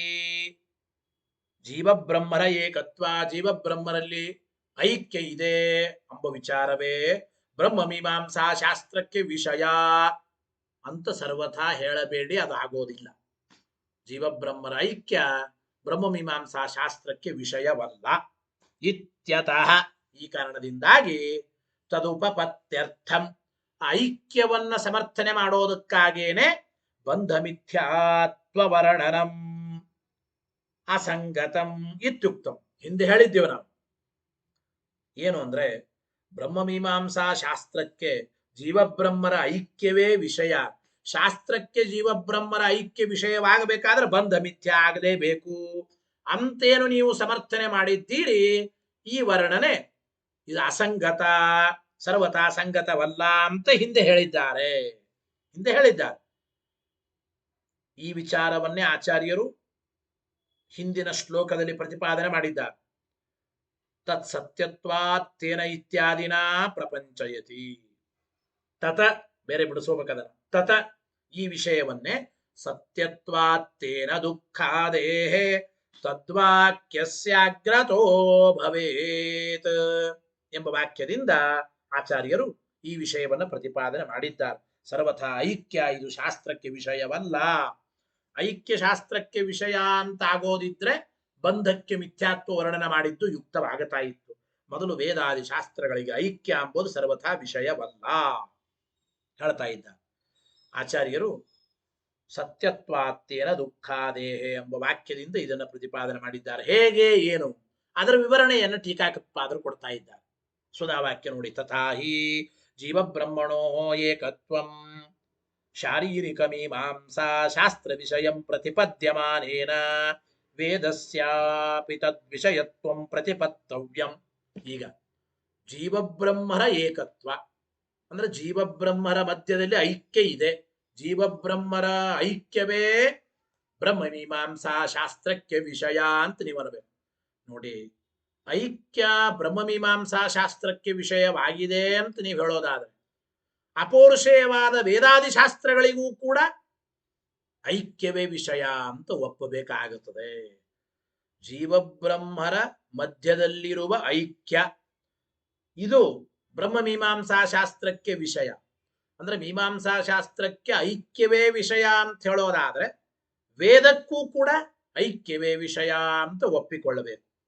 ವಾಕ್ಯ ನೋಡಿ. ಜೀವಬ್ರಹ್ಮಣೋ ಏಕತ್ವಂ, ಜೀವಬ್ರಹ್ಮರ ಐಕ್ಯವೇ ಶಾರೀರಿಕ ಮೀಮಾಂಸಾ ಶಾಸ್ತ್ರ ವಿಷಯಂ ಪ್ರತಿಪದ್ಯಮಾನೇನ, ಬ್ರಹ್ಮಮೀಮಾಂಸಾ ಶಾಸ್ತ್ರಕ್ಕೆ ವಿಷಯವಾಗಿದೆ ಯಾವುದಂದ್ರೆ ಐಕ್ಯ ಅಂತ ನೀ ಅಂದುಬಿಟ್ರೆ ವೇದಸ್ಯಾಪಿ ತದ್ವಿಷಯತ್ವಂ ಪ್ರತಿಪತ್ತವ್ಯಂ. ಹಾಗಾದ್ರೆ ವೇದಕ್ಕೂ ಕೂಡ ಐಕ್ಯವೇ ವಿಷಯ ಅಂತ ಆಗಬೇಕಾಗುತ್ತೆ. ಯಾಕೆ? ತದಿತಿ ಕರ್ತವ್ಯತಾರೂಪತ್ವಾತ್ ಮೀಮಾಂಸಾ ಶಾಸ್ತ್ರಸ್ಯ. ನೋಡಿ, ಮೀಮಾಂಸಾ ಶಾಸ್ತ್ರ ವೇದದ ಇತಿಕರ್ತವ್ಯತಾ ರೂಪ ಅಂದ್ರೆ ವೇದಕ್ಕೆ ಸಹಾಯಕ, ಅಂದ್ರೆ ವೇದಾರ್ಥ ನಿರ್ಣಾಯಕವಾದದ್ದೇ ಬ್ರಹ್ಮಮೀಮಾಂಸಾ ಶಾಸ್ತ್ರ. ಅಂದ್ರೆ ವ್ಯಾಖ್ಯಾನ ರೂಪ ಅಂತ ಅಭಿಪ್ರಾಯ. ವೇದ ಇದು ನಿರ್ಣಯ ಶಾಸ್ತ್ರ, ಬ್ರಹ್ಮಮೀಮಾಂಸಾ ಶಾಸ್ತ್ರ ನಿರ್ಣಾಯಕವಾದ ಶಾಸ್ತ್ರ. ನಿರ್ಣಾಯಕವಾದ ಶಾಸ್ತ್ರ ಬ್ರಹ್ಮಮೀಮಾಂಸಾ ಶಾಸ್ತ್ರಕ್ಕೆ ಐಕ್ಯವೇ ವಿಷಯ ಅಂದ್ರೆ ನಿರ್ಣಯವಾದ ವೇದಶಾಸ್ತ್ರಕ್ಕೂ ಕೂಡ ಐಕ್ಯವೇ ವಿಷಯ. ಯಾಕೆ ಅಂದ್ರೆ ನಿರ್ಣಯ ನಿರ್ಣಾಯಕಗಳಲ್ಲಿ ಒಂದೇ ವಿಷಯ ಇರಬೇಕು, ವಿಷಯಗಳಲ್ಲಿ ಐಕ್ಯ ಇರುತ್ತದೆ. ಅರ್ಥ ಆಯ್ತೋ ಇಲ್ಲ? ವ್ಯಾಖ್ಯಾನ ವ್ಯಾಖ್ಯೇಯಗಳಲ್ಲಿ ಏಕ ವಿಷಯತ್ವ ಇರಬೇಕು ತಾನೆ. ವ್ಯಾಖ್ಯೇಯ ವೇದ, ವ್ಯಾಖ್ಯಾನ ಬ್ರಹ್ಮಮೀಮಾಂಸಾ ಶಾಸ್ತ್ರ. ಗೊತ್ತಾಯ್ತೋ ಇಲ್ಲ? ಆ ಬ್ರಹ್ಮಮೀಮಾಂಸಾ ಶಾಸ್ತ್ರ ಎಂಬುದು, ಈ ಬ್ರಹ್ಮಮೀಮಾಂಸಾ ಶಾಸ್ತ್ರ ಎಂಬುದು ಐಕ್ಯವನ್ನು ಹೇಳುತ್ತದಂದ್ರೆ ಅದರ ವ್ಯಾಖ್ಯೇಯವಾದ ವೇದಕ್ಕೂ ಐಕ್ಯವೇ ವಿಷಯ ಅಂತ ಅನ್ಬೇಕಾಗುತ್ತದೆ. ಯಾಕೆ ಅಂದ್ರೆ ಕರಣ ಇತಿ ಕರ್ತವ್ಯತಯೋ ಏಕ ವಿಷಯತಾ ನಿಯಮಾತ. ಕರಣ ಸಾಧನವಾದದ್ದು, ಇತಿ ಕರ್ತವ್ಯತಾ ರೂಪವಾದದ್ದು. ಅಂದ್ರೆ ಕರಣ ಅಂದ್ರೆ ವೇದಾದಿ ಶಾಸ್ತ್ರಗಳು ಜ್ಞಾನವಾಗೋದಕ್ಕೆ ಮೋಕ್ಷವಾಗೋದಕ್ಕೆ ಕರಣ. ಕರಣವಾದ ವೇದಾದಿ ಶಾಸ್ತ್ರಗಳಿಗೂ ಇತಿ ಕರ್ತವ್ಯತಾ ರೂಪವಾದ ಮೀಮಾಂಸಾ ಶಾಸ್ತ್ರಕ್ಕೂ ಏಕ ವಿಷಯತ್ವ ನಿಯಮ ಇದೆ. ವ್ಯಾಖ್ಯಾನ ವ್ಯಾಖ್ಯೇಯಗಳಿಗೆ ಅಂತ ಹೇಳಿದೆ. ನಿರ್ಣೇಯ ನಿರ್ಣಾಯಕವಾದ ಶಾಸ್ತ್ರಗಳು ಅಥವಾ ಕರಣ ಮತ್ತು ಇತಿಕರ್ತವ್ಯತಾ ರೂಪವಾದ ಶಾಸ್ತ್ರಗಳು. ಕರಣ ವೇದಾದಿಗಳು, ಇತಿಕರ್ತವ್ಯತಾ ರೂಪವಾದದ್ದು ಬ್ರಹ್ಮಮೀಮಾಂಸಾ ಶಾಸ್ತ್ರ. ಎರಡಕ್ಕೂ ಒಂದೇ ವಿಷಯನೇ ಇರಬೇಕು ಅಂತ ನಿಯಮ ಇದೆ. ಆದ್ರಿಂದ ಬ್ರಹ್ಮಮೀಮಾಂಸಾ ಶಾಸ್ತ್ರಕ್ಕೆ ಐಕ್ಯ ವಿಷಯ ಅಂದ್ರೆ ವೇದಕ್ಕೂ ಐಕ್ಯವೇ ವಿಷಯ ಅಂತ ಆಗುತ್ತದೆ ಹೇಳ್ತಾರೆ. ಆಗ್ಲಿ ಏನಾಯ್ತು? ಬ್ರಹ್ಮಮೀಮಾಂಸಾ ಶಾಸ್ತ್ರಕ್ಕೆ ಐಕ್ಯವೇ ವಿಷಯ ಅಂತ ನಾವು ಹೇಗೆ ಹೇಳ್ತೇವೆ, ವೇದಕ್ಕೂ ಕೂಡ ಐಕ್ಯವೇ ವಿಷಯ. ವೇದವೂ ಕೂಡ ಐಕ್ಯವನ್ನೇ ಹೇಳಿಕೊಡ್ತಾ ಇದೆ ಅಂತ ಅಂಬೋಣ ಅಂದ್ರೆ ನಚ ವೇದ ಜೀವ ಬ್ರಹ್ಮಣೋ ಏಕತ್ವಂ ಭಕ್ತಿ ಆಚಾರ್ಯ ಹೇಳ್ತಾ ಇದ್ದಾರೆ. ವೇದ ಇದು ಸರ್ವಥಾ ಜೀವ ಬ್ರಹ್ಮರ ಐಕ್ಯವನ್ನು ಪ್ರತಿಪಾದನೆ ಮಾಡ್ತಾ ಇಲ್ಲ. ವೇದ ಇದು ಜೀವ ಬ್ರಹ್ಮರ ಐಕ್ಯವನ್ನು ಸರ್ವಥಾ ಹೇಳ್ತಾ ಇಲ್ಲ. ಸರ್ವಥಾ ಹೇಳ್ತಾ ಇಲ್ಲ. ಯಾಕೆ ನೋಡಿ, ವೇದಗಳಲ್ಲಿ ಅನೇಕ ವಿಭಾಗ ಇದೆ. ಅನೇಕ ವಿಭಾಗ ರೂಪವುಳ್ಳ ವೇದ ಎಲ್ಲಿಯೂ ಜೀವಬ್ರಹ್ಮರ ಐಕ್ಯವನ್ನು ಹೇಳೋದಿಲ್ಲ. ಜೀವಬ್ರಹ್ಮರಲ್ಲಿ ಭೇದವನ್ನೇ ಪ್ರತಿಪಾದನೆ ಮಾಡುತ್ತದೆ ವೇದ ಅಂಬುದು. ಸರ್ವಸ್ಯಾಪಿ ಮಂತ್ರ ಬ್ರಾಹ್ಮಣೋ, ಸರ್ವಸ್ಯಾಪಿ ಮಂತ್ರ ಬ್ರಾಹ್ಮಣ, ಹಂಗ ಓದ್ಬೇಕದ. ಎಲ್ಲ ಮಂತ್ರ ರೂಪವಾದ ವೇದ, ಬ್ರಾಹ್ಮಣ ರೂಪವಾದ ವೇದ, ಉಪನಿಷದ್ ರೂಪಸ್ಯ ವೇದಸ್ಯ. ಮೂರು ರೀತಿ ವೇದ: ಮಂತ್ರ, ಬ್ರಾಹ್ಮಣ, ಉಪನಿಷತ್ತು. ವೇದಗಳಲ್ಲಿ ಹೀಗೆ ಭಾಗ ಮಾಡಿಕೊಂಡಾಗ ಮಂತ್ರ, ಬ್ರಾಹ್ಮಣ, ಉಪನಿಷತ್ತು ಏತದ್ರೂಪವಾದ ವೇದ ಇದು ಭೇದವನ್ನೇ ವಿಷೀಕರಿಸ್ತಾ ಇದೆ. ಮಂತ್ರ, ಬ್ರಾಹ್ಮಣ, ಉಪನಿಷದ್ರೂಪಸ್ಯ ವೇದಸ್ಯ ಭೇದಾವಲಂಬನತ್ವ ಅವಭಾಸನಾತ. ಭೇದವೇ ವಿಷಯ ಎಂಬುದು ನಮಗೆ ತೋರ್ತಾ ಇದೆ. ಮಂತ್ರ ರೂಪವಾದ ವೇದ ಆಗಿರಬಹುದು, ಬ್ರಾಹ್ಮಣ ರೂಪವಾದ ವೇದ, ಉಪನಿಷದ್ ರೂಪವಾದ ವೇದ, ಮೂರು ರೀತಿಯಾದ ವೇದಕ್ಕೂ ಭೇದನೇ ವಿಷಯವಾಗಿದೆ ಹೊರತು ಜೀವಬ್ರಹ್ಮರ ಐಕ್ಯ ವಿಷಯವಲ್ಲ. ಅಂದ ಮೇಲೆ ವೇದ ಎಂಬುದು ಐಕ್ಯವನ್ನು ಹೇಳೋದಿಲ್ಲ ಅಂದ್ರೆ ಬ್ರಹ್ಮಮೀಮಾಂಸಾ ಶಾಸ್ತ್ರಕ್ಕೂ ಸರ್ವಥಾ ಐಕ್ಯ ಎಂಬುದು ವಿಷಯವಲ್ಲ. ಇಷ್ಟು ಸಿದ್ಧಾಂತವನ್ನು ಮೊದಲು ಹೇಳಿದರು. ಇದರ ಮೇಲೆ ಪೂರ್ವ ಪಕ್ಷಿಗಳು, ಮಾಯಾವಾದಿಗಳು ಮತ್ತೆ ಪ್ರಶ್ನೆ ಮಾಡ್ತಾರೆ. ಐಕ್ಯವಾದಿಗಳು ಏನು ಅಂದ್ರೆ, ನಾನು ಕಥಂ ವೇದ ನ ಜೀವಬ್ರಹ್ಮಣೋ ಏಕತ್ವ ಪರ. ವೇದ ಎಂಬುದು ಜೀವಬ್ರಹ್ಮರ ಐಕ್ಯ ಪರವಾಗಿಲ್ಲ. ಅಂದರೆ ವೇದ ಎಂಬುದು ಜೀವಬ್ರಹ್ಮರ ಐಕ್ಯವನ್ನು ಹೇಳೋದಿಲ್ಲ ಅಂತ ಹೇಗಂತೀರಿ ನೀವು? ಯಾಕೆ? ಮಂತ್ರ ಬ್ರಾಹ್ಮಣೋ ಅತತ್ವಾವೇದಕಯೋ ಅವಿದ್ವದ್ವಿಷಯಯೋ ದ್ವೈತಾವಲಂಬನತ್ವೇಪಿ ಉಪನಿಷದಾಂ ಅದ್ವೈತ ನಿಷ್ಠತ್ವಾತ್. ಐಕ್ಯವಾದಿಗಳಂತ ಇದ್ದಾರೆ ನೋಡಿ. ಮಂತ್ರ ಮತ್ತು ಬ್ರಾಹ್ಮಣಗಳು ಏನಾಗ್ಯಾವ ಅಂದ್ರೆ ಅವು ತತ್ವಾವೇದಕ ಅಲ್ಲ, ಅತತ್ವಾವೇದಕ. ಉಪನಿಷತ್ತುಗಳು ಮಾತ್ರ ತತ್ವಾವೇದಕ ಅಂತ ಐಕ್ಯವಾದಿಗಳು ಅಂತಾರೆ. ಮಂತ್ರ ರೂಪವಾದ ವೇದವಾಗಲಿ, ಬ್ರಾಹ್ಮಣ ರೂಪವಾದ ವೇದವಾಗಲಿ ಇವೆಲ್ಲ ಅತತ್ವಾವೇದಕ ಮತ್ತು ಅವಿದ್ವದ್ವಿಷಯಕ ಅಂತ ಹೇಳ್ತಾ ಇದ್ದಾರೆ. ಅಂದ್ರೆ ಅಜ್ಞಾನಿಗಳಿಗೆ ಸಂಬಂಧಿಸಿವೆ. ಮಂತ್ರ ಮತ್ತು ಬ್ರಾಹ್ಮಣ ರೂಪವಾದ ವೇದಗಳು ಅಜ್ಞಾನಿಗಳಿಗೆ ಸಂಬಂಧಿಸಿದ್ದು, ಅತತ್ವಾವೇದಕವಾದದ್ದು. ಅವು ಬೇಕಾದ್ರೆ ಭೇದವನ್ನು ಹೇಳಿ. ಮಂತ್ರ ಬ್ರಾಹ್ಮಣ ರೂಪವಾದ ವೇದ ಅದು ಭೇದ ವಿಷಯಕ ಅಂತ ಆಗಲಿ. ಆದರೆ ಉಪನಿಷದಾಂ ಅದ್ವೈತ ನಿಷ್ಠತ್ವ, ಉಪನಿಷದ್ ರೂಪವಾದ ವೇದ ಮಾತ್ರ ಅದು ಅದ್ವೈತ ನಿಷ್ಠವಾಗಿದೆ. ಅಂದ್ರೆ ಉಪನಿಷದ್ ರೂಪವಾದ ವೇದ ಅದು ಅದ್ವೈತ ಜೀವಬ್ರಹ್ಮರ ಐಕ್ಯವನ್ನೇ ವಿಷೀಕರಿಸ್ತಾ ಇದೆ.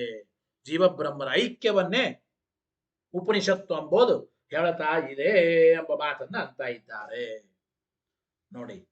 ಮಂತ್ರ ಬ್ರಾಹ್ಮಣ ಅಂದ್ರೆ ಅತತ್ವಾವೇದಕಯೋ ಅವಿದ್ವದ್ ವಿಷಯಯೋ, ಎರಡು ವಿಶೇಷಣ ಅದಕ್ಕೆ ಮಂತ್ರ ಬ್ರಾಹ್ಮಣಗಳಿಗೆ. ಅತತ್ವಾವೇದಕವಾದ, ಅವಿದ್ವದ್ ವಿಷಯಕವಾದ, ಅಜ್ಞಾನಿಗಳನ್ನು ಸಂಬಂಧಪಟ್ಟ ಮಂತ್ರ ಬ್ರಾಹ್ಮಣ ರೂಪವಾದ ವೇದಗಳು ಅವು ದ್ವೈತಾವಲಂಬನತ್ವೇಪಿ, ಅವು ಭೇದ ವಿಷಯಕ, ಭೇದವನ್ನು ವಿಷೀಕರಿಸ್ತವೆ ಅಂತಾದರೂ ಕೂಡ ಉಪನಿಷದಾಂ ಅದ್ವೈತ ನಿಷ್ಠತ್ವಾತ್, ಉಪನಿಷತ್ತುಗಳು ಅದ್ವೈತವನ್ನೇ ವಿಷೀಕರಿಸ್ತಾ ಇವೆ, ಉಪನಿಷತ್ತುಗಳು ಅದ್ವೈತವನ್ನೇ ಹೇಳ್ತಾ ಇವೆ ಅಂತ ಇದ್ದಾರೆ.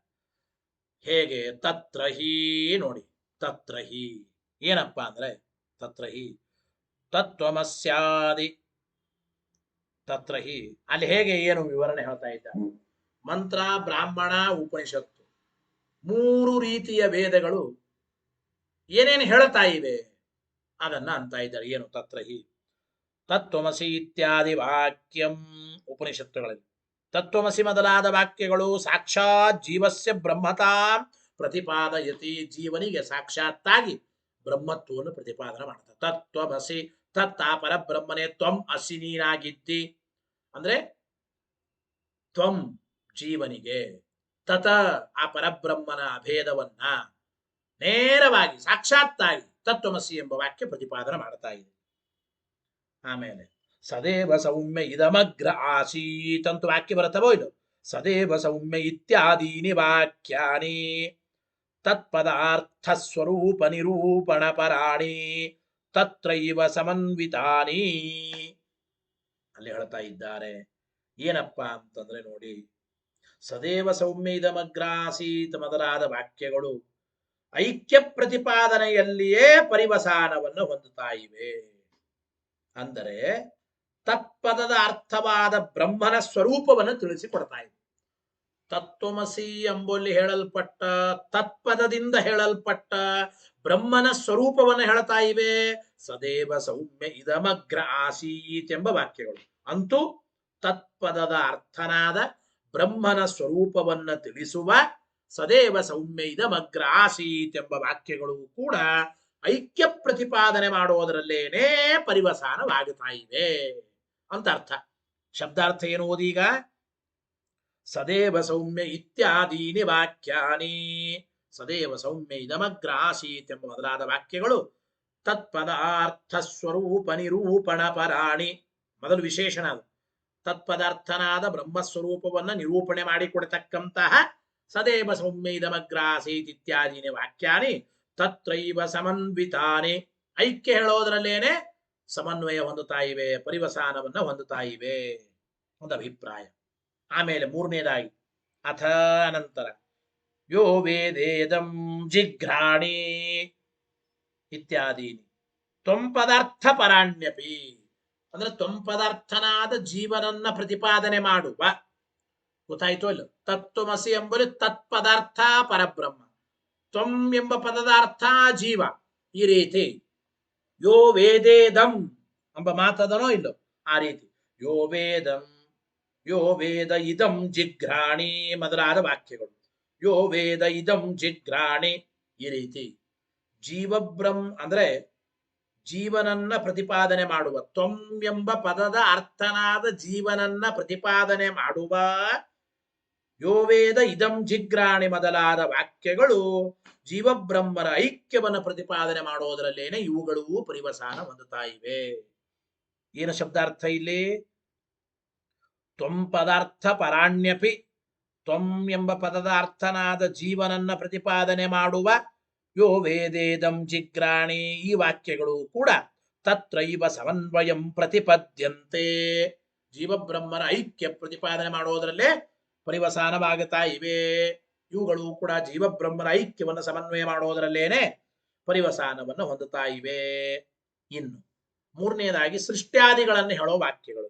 ಸೃಷ್ಟ್ಯಾದಿ ಕಥನಂಚ ಬ್ರಹ್ಮಣ ನಿಷ್ಪ್ರಪಂಚತಃ ಪ್ರತಿಪಾದನಾಯ ಅನುವಾದತಯ ಉಪಯುಜ್ಯತೆ.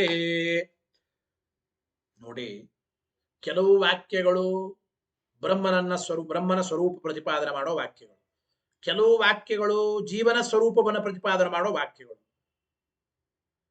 ಬ್ರಹ್ಮಸ್ವರೂಪ ಪ್ರತಿಪಾದನೆ ಮಾಡತಕ್ಕಂಥ ವಾಕ್ಯಗಳು ಸದೇವ ಸೌಮ್ಯ ಇದಮಗ್ರ ಆಸೀತ್, ಯೋ ವೇದೇದಂ ಜಿಘ್ರಾಣಿ ಮೊದಲಾದ ವಾಕ್ಯಗಳು ಜೀವನ ಸ್ವರೂಪವನ್ನು ಪ್ರತಿಪಾದನೆ ಮಾಡೋ ವಾಕ್ಯಗಳು. ಈ ಎರಡು ವಾಕ್ಯಗಳು ಕೂಡ ಕೊನೆಗೆ ಐಕ್ಯವನ್ನ ಹೇಳೋದರಲ್ಲೇನೆ ಪರಿವಸಾನವಾಗುತ್ತವೆ ಅಂದ್ರು. ಇನ್ನು ಮೂರನೇ ರೀತಿಯಾಗಿ ಸೃಷ್ಟ್ಯಾದಿಗಳನ್ನ ನಿರೂಪಣೆ ಮಾಡತಕ್ಕಂತಹ ವಾಕ್ಯಗಳು, ಇವುಗಳು ಕೂಡ ಏನು ಮಾಡ್ತಾ ಇವೆ ಅಂದ್ರೆ ನೋಡಿ, ಬ್ರಹ್ಮನಿಗೆ ಪ್ರಪಂಚ ರಾಹಿತ್ಯವನ್ನ ಹೇಳಬೇಕಾಗಿದೆ. ಬ್ರಹ್ಮ ಬಿಟ್ಟು ಬೇರೆ ಪ್ರಪಂಚ ಇಲ್ಲವೇ ಇಲ್ಲ. ಈಗ ಪ್ರಪಂಚ ಇಲ್ಲ ಅಂತ ಹೇಳಬೇಕಾಗಿದೆ. ಬ್ರಹ್ಮನಿಗೆ ಪ್ರಪಂಚದ ಸಂಬಂಧ ಇಲ್ಲ, ಬ್ರಹ್ಮ ಮಾತ್ರ ಸತ್ಯ ಅಂತ ಹೇಳಬೇಕಾಗಿದೆ. ಆ ಬ್ರಹ್ಮನಿಗೆ ಪ್ರಪಂಚ ರಾಹಿತ್ಯವನ್ನ ಹೇಳಬೇಕಾದರೆ ಮೊದಲು ಪ್ರಪಂಚದ ಅನುವಾದ ಮಾಡಬೇಕಲ್ಲ. ಆ ಪ್ರಪಂಚದ ಅನುವಾದ ಮಾಡುವುದಕ್ಕಾಗಿ ಈ ಸೃಷ್ಟ್ಯಾದಿಗಳನ್ನು ಹೇಳೋ ವಾಕ್ಯಗಳು ಹೊರಟಿವೆ. ಅಂದ್ರೆ ನಿಷ್ಪ್ರಪಂಚತಾ ಪ್ರತಿಪಾದನೆ ಮಾಡೋ ದ್ವಾರ ಈ ಸೃಷ್ಟ್ಯಾದಿಗಳನ್ನು ಹೇಳೋ ವಾಕ್ಯಗಳು ಕೂಡ ಐಕ್ಯ ಹೇಳೋದರಲ್ಲೇ ತಾತ್ಪರ್ಯ ಉಳ್ಳದ್ದಾಗಿವೆ ಅಂತ ಅಭಿಪ್ರಾಯ. ಅಂದ್ರೆ ಬ್ರಹ್ಮ ಪ್ರಪಂಚರಹಿತನಾಗಿದ್ದಾನೆ ಅಂತ ಹೇಳಬೇಕಾಗಿದೆ. ಬ್ರಹ್ಮ ಪ್ರಪಂಚರಹಿತನಾಗಿದ್ದಾನೆ ಅಂತ ಹೇಳಬೇಕಾದ್ರೆ ಪ್ರಪಂಚವನ್ನು ಅನುವಾದ ಮಾಡಬೇಕಲ್ಲ. ಆದ್ರಿಂದ ಈ ಸೃಷ್ಟಿಯಾದಿ ವಾಕ್ಯಗಳು, ಆ ರೀತಿಯಾದ ಪ್ರಪಂಚ ಸೃಷ್ಟಿ, ಈ ರೀತಿಯಾದ ಪ್ರಪಂಚ ಸೃಷ್ಟಿ, ಈ ರೀತಿ ಸೃಷ್ಟ್ಯಾದಿಗಳನ್ನ ಹೇಳೋ ಉದ್ದೇಶ ಏನು ಅಂತಂದ್ರೆ ಪ್ರಪಂಚವನ್ನ ಅನುವಾದ ಮಾಡಿ ಇಂತಹ ಪ್ರಪಂಚದ ಸಂಬಂಧ ಬ್ರಹ್ಮನಿಗೆ ಇಲ್ಲ ಅಂತ ಹೇಳಬೇಕಾಗಿದೆ.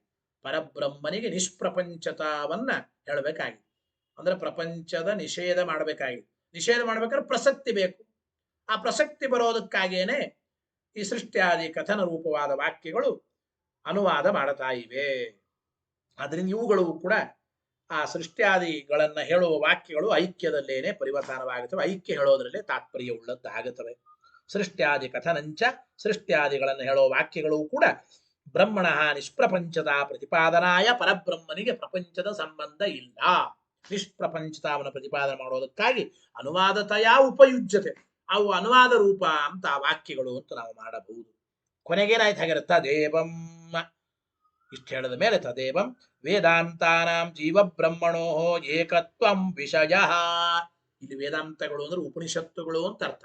ಆದ್ದರಿಂದ ಉಪನಿಷತ್ತುಗಳು ಜೀವಬ್ರಹ್ಮರ ಐಕ್ಯವನ್ನೇ ಪ್ರತಿಪಾದನೆ ಮಾಡ್ತಾ ಇವೆ.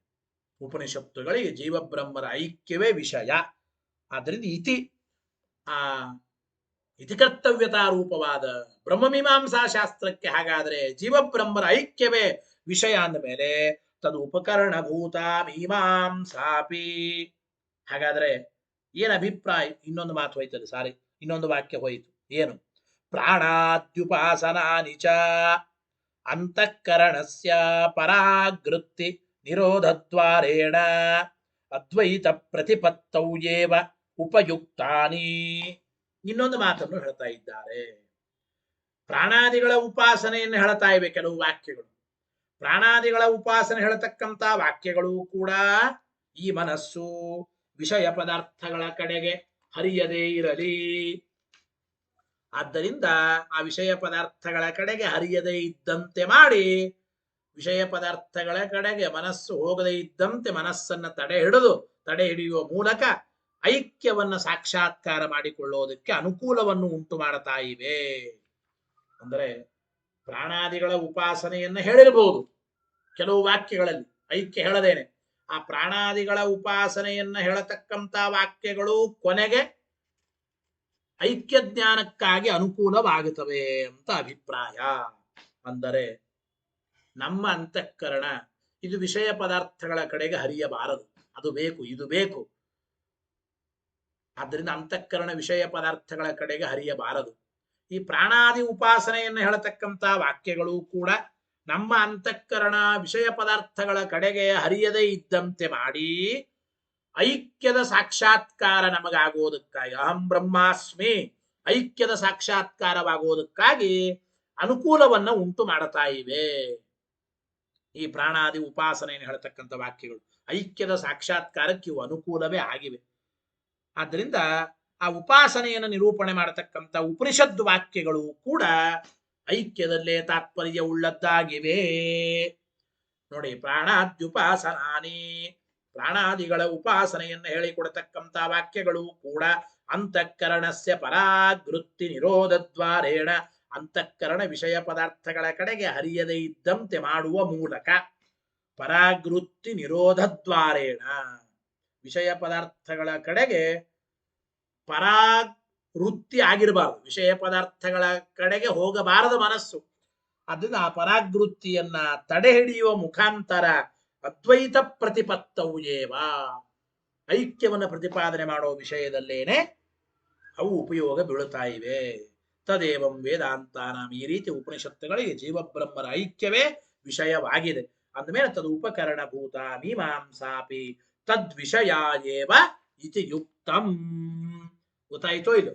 ಆದ್ದರಿಂದ ಅವುಗಳನ್ನ ತಿಳಿಸಿಕೊಡತಕ್ಕಂಥ ಉಪಕರಣಭೂತವಾದ ಬ್ರಹ್ಮಮೀಮಾಂಸಾ ಶಾಸ್ತ್ರಕ್ಕೂ ಐಕ್ಯವೇ ವಿಷಯ. ಅಂದ್ರೆ ಉಪನಿಷತ್ತುಗಳಿಗೆ ಜೀವಬ್ರಹ್ಮರ ಐಕ್ಯವೇ ವಿಷಯ. ಇದು ಸಾರಿ, ಜೀವಬ್ರಹ್ಮರ ಐಕ್ಯವೇ ವಿಷಯ. ವೇದಾಂತಗಳಿಗೆ ಅಂದ್ರೆ ಉಪನಿಷತ್ತುಗಳಿಗೆ ಜೀವಬ್ರಹ್ಮರ ಐಕ್ಯವೇ ವಿಷಯ ಅಂದ್ರೆ ಅದಕ್ಕೆ ಸಹಾಯಕವಾದ, ಅದನ್ನು ತಿಳಿಸಿಕೊಡತಕ್ಕಂತಹ ಆ ಒಂದು ಉಪನಿಷತ್ತಿನ ಉಪಕರಣಭೂತವಾದ ಬ್ರಹ್ಮಮೀಮಾಂಸಾ ಶಾಸ್ತ್ರಕ್ಕೂ ಕೂಡ ಐಕ್ಯವೇ ವಿಷಯ. ಬ್ರಹ್ಮಮೀಮಾಂಸಾ ಶಾಸ್ತ್ರಕ್ಕೆ ಐಕ್ಯವೇ ವಿಷಯ ಅಂತಂದ ಮೇಲೆ ವೇದಾದಿ ಶಾಸ್ತ್ರಗಳಿಗೂ ಐಕ್ಯವೇ ವಿಷಯ ಅಂತ ಹೇಳೋದು ಏನ್ ತೊಂದರೆ ಇಲ್ಲ, ಅದೇ ಯುಕ್ತ ಅಂದ್ರವರು. ಗೊತ್ತಾಯ್ತೋ ಇಲ್ಲ? ಆದ್ದರಿಂದ ತದೇವಂ ಈ ರೀತಿ ವೇದಾಂತಾನ ಅಂದ್ರೆ ಉಪನಿಷತ್ತುಗಳಿಗೆ ಜೀವಬ್ರಹ್ಮಣೋ ಏಕತ್ವಂ ವಿಷಯ, ಆ ಉಪನಿಷತ್ತುಗಳಿಗೆ ಜೀವಬ್ರಹ್ಮರ ಐಕ್ಯವೇ ವಿಷಯ ಆದ್ರಿಂದ ತದು ಉಪಕರಣಭೂತವಾದ ಬ್ರಹ್ಮಮೀಮಾಂಸಾ ಶಾಸ್ತ್ರವು ಕೂಡ ಐಕ್ಯವನ್ನೇ ಹೇಳಿಕೊಡ್ತದೆ. ಉಪಕರಣಭೂತ ಮೀಮಾಂಸಾ ಅಪಿ ತದ್ವಿಷಯ ಏವ. ಆ ಒಂದು ಉಪನಿಷತ್ತುಗಳಿಗೆ ಉಪಕರಣಭೂತವಾದ ಸಹಾಯಕವಾದ ಬ್ರಹ್ಮಮೀಮಾಂಸಾ ಶಾಸ್ತ್ರಕ್ಕೂ ಕೂಡ ಐಕ್ಯವೇ ವಿಷಯವಾಗಿದೆ ಅಂತ ಹಿಂದೆ ಹೇಳಿದ್ದು ಇತಿ ಯುಕ್ತಂ ಅಂತ. ಈ ರೀತಿ ಅಂದ್ರೆ ಅದಕ್ಕೆ ಅಲ್ಲಿ ಹೇಳಿದ್ರು ಅತ್ರ ಉಚ್ಯತೆ, ಇಲ್ಲಿ ಉತ್ತರವನ್ನ ಹೇಳ್ತಾ ಇದ್ದಾರೆ. ನೀವು ಹೇಳಿದಂತೆ ಸರ್ವಥಾ ತತ್ವಮಸ್ಯಾದಿ ವಾಕ್ಯಗಳು ಐಕ್ಯಪರ ಅಲ್ಲ. ವೇದಾಂತ ಅಂತ ಕರೆಸಿಕೊಳ್ಳುವ ಉಪನಿಷತ್ತುಗಳು ಅದ್ವೈತ ನಿಷ್ಠ ಐಕ್ಯಪರ ಅಂತ ಯಾರು ಹೇಳಿದ? ಸರ್ವಥಾ ತತ್ವಮಸ್ಯಾದಿ ವಾಕ್ಯಗಳು ಐಕ್ಯಪರ ಅಲ್ಲ ಎಂಬ ವಿಚಾರವನ್ನು ಹೇಳಬೇಕಾಗಿದೆ. ತತ್ವಮಸ್ಯಾದಿ ವಾಕ್ಯಗಳು ಯಾವ ರೀತಿ ಐಕ್ಯಪರ ಅಲ್ಲ ಎಂಬ ವಿಚಾರವನ್ನು ಆಸ್ತಾಂ ತಾವದೀಯಂ ಸಮನ್ವಯ ಕ್ರಿಯಾ ಎಂಬ ವಾಕ್ಯದಿಂದ ಸೋಮವಾರದ ಪಾಠದಲ್ಲಿ ಆ ವಿಚಾರವನ್ನು ತಿಳಿಯೋಣ ಅಂತ ಹೇಳ್ತಾ ಹರಯೇ ನಮಃ. ಶ್ರೀಕೃಷ್ಣಾರ್ಪಣಮಸ್ತು. ಅನೇನ ಭಾವಿಯತ್ ಪುಣ್ಯಂ ತದಾಪ್ನೋತು ಗುರುರ್ಮಮ. ನಾಳೆ ಏಕಾದಶಿ, ಶನಿವಾರ ಶ್ರೀಮಠದಲ್ಲಿ ನೇರವಾಗಿ ತತ್ವಪ್ರಕಾಶಿಕಾ ಪಾಠ ಇರುತ್ತದೆ.